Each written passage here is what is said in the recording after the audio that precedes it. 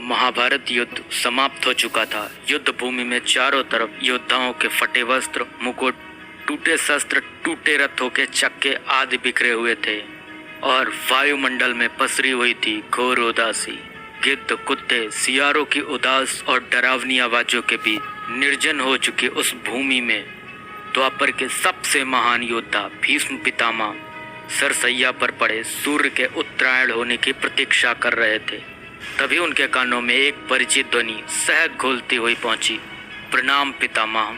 भीष्म के सूख चुके होठों पर एक मरी हुई मुस्कुराहट तैर उठी और बोले, आप देवकी नंदन कृष्ण, स्वागत है तुम्हारा। मैं बहुत देर से तुम्हारा ही स्मरण कर रहा था। कृष्ण बोले, क्या कहूँ पितामह, अब तो यह भी नहीं पूछ सकता कि कैसे हैं आप। भीष्म पितामह चुप रहे, कुछ क्षण बाद बोले, कुछ पूछूं के सब, बड़े अच्छे समय से आए हो। संभवतः शरीर छोड़ने के पूर्व मेरे अनेक भ्रम समाप्त हो जाएंगे। कृष्ण बोले, कहिए ना पितामह। भीष्म पितामह ने कहा, एक बात बताओ कृष्ण, तुम तो ईश्वर हो ना। कृष्ण ने बीच में ही टोका और कहा, नहीं पितामह, मैं तो आपका पौत्र हूँ, ईश्वर नहीं। भीष्म उस घोर पीड़ा में भी ठहाके लगाकर हंस पड़े और बोले, कृष्ण, मैं अपने जीवन का स्वयं कभी आकलन नहीं कर पाया। संभवतः नहीं जानता कि अच्छा रहा या बुरा, पर अब तो इस धरा से जा रहा हूँ कन्हैया, अब तो ठगना छोड़ दो। कृष्ण भीष्म पितामह के थोड़ा करीब आए और उनका हाथ पकड़कर बोले, कहिए पितामह, क्या पूछना चाहते हैं आप। भीष्म पितामह बोले, एक बात बताओ कन्हैया, इस युद्ध में जो हुआ वो ठीक था क्या। कृष्ण ने कहा, किसकी ओर से पितामह, पांडवों की ओर से या कौरवों की ओर से। भीष्म पितामह ने कहा, कौरवों के कृत्यों पर चर्चा का तो कोई अर्थ ही नहीं रहा कन्हैया, पर क्या पांडवों की ओर से जो हुआ वो सही था।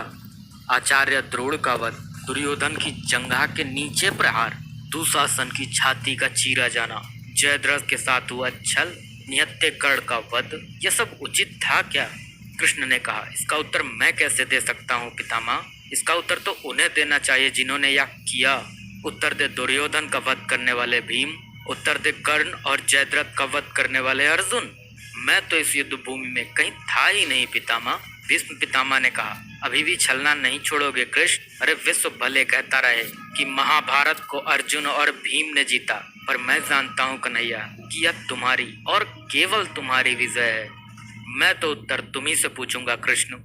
भीष्म पितामह के इतना कहते ही कृष्ण थोड़ा गंभीर स्वर में बोले, तो सुनिए पितामह, कुछ बुरा नहीं हुआ, कुछ अनैतिक नहीं हुआ, वही हुआ जो होना चाहिए। भीष्म पितामह ने कहा, या तुम कह रहे हो केशव, मर्यादा पुरुषोत्तम राम का अवतार कृष्ण कह रहा है। यह छल तो किसी युग में हमारे सनातन संस्कारों का अंग नहीं रहा, फिर यह उचित कैसे हुआ। कृष्ण ने कहा, इतिहास से शिक्षा ली जाती है पितामह, पर निर्णय वर्तमान की परिस्थितियों के आधार पर लेना पड़ता है। हर युग अपने तर्कों पर, अपनी आवश्यकता के आधार पर अपना नायक चुनता है। राम त्रेता युग के नायक थे, मेरे भाग में द्वापर आया था। हम दोनों का निर्णय एक सा नहीं हो सकता पितामह। भीष्म पितामह ने कहा, मैं कुछ समझ नहीं पाया कृष्ण। कृष्ण ने कहा, पितामह, राम और कृष्ण की परिस्थितियों में बहुत अंतर है। राम के युग में खलनायक भी रावण जैसा शिव भक्त होता था। तब रावण जैसी नकारात्मक शक्ति के परिवार में भी विभीषण जैसे संत हुआ करते थे। तब बाली जैसे खलनायक के परिवार में भी तारा जैसी विदुषी स्त्रियां और अंगद जैसे सज्जन पुत्र होते थे। उस युग में खलनायक भी धर्म का ज्ञान रखता था, इसलिए राम ने उनके साथ कहीं छल नहीं किया। किंतु मेरे युग के भाग में कंस, जरासंध, दुर्योधन, दुशासन, शकुनी, जयद्रथ जैसे घोर पापियां हैं। उनकी समाप्ति के लिए हर छल उचित है पितामह। पाप का अंत आवश्यक है पितामह, वह चाहे जिस विधि से हो। भीष्म पितामह ने पुनः प्रश्न किया, तो क्या तुम्हारे इन निर्णयों से गलत परंपराएं नहीं प्रारंभ होंगी केशव। क्या भविष्य तुम्हारे इन छलों का अनुसरण नहीं करेगा, और यदि करेगा तो क्या यह उचित होगा।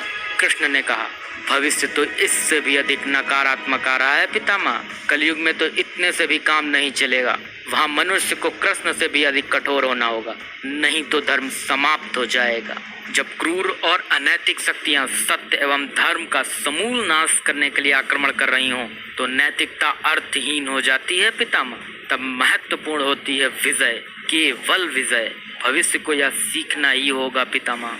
भीष्म पितामह ने पूछा, क्या धर्म का भी नाश हो सकता है केशव, और यदि धर्म का नाश होना ही है तो क्या मनुष्य इसे रोक सकता है। कृष्ण ने कहा, सब कुछ ईश्वर के भरोसे छोड़कर बैठना मूर्खता होती है पितामह। ईश्वर स्वयं कुछ नहीं करता, केवल मार्गदर्शन करता है। सब मनुष्य को ही स्वयं करना पड़ता है। आप मुझे भी ईश्वर कहते हैं ना, तो बताइए ना पितामह, मैंने स्वयं इस युद्ध में कुछ किया क्या? सब पांडवों को ही करना पड़ा ना। यही प्रकृति का संविधान है। युद्ध के प्रथम दिन यही तो कहा था मैंने अर्जुन से, यही परम सत्य है। कृष्ण की बातों को सुनकर भीष्म पितामह संतुष्ट लग रहे थे। उनकी आंखें धीरे धीरे बंद होने लगी।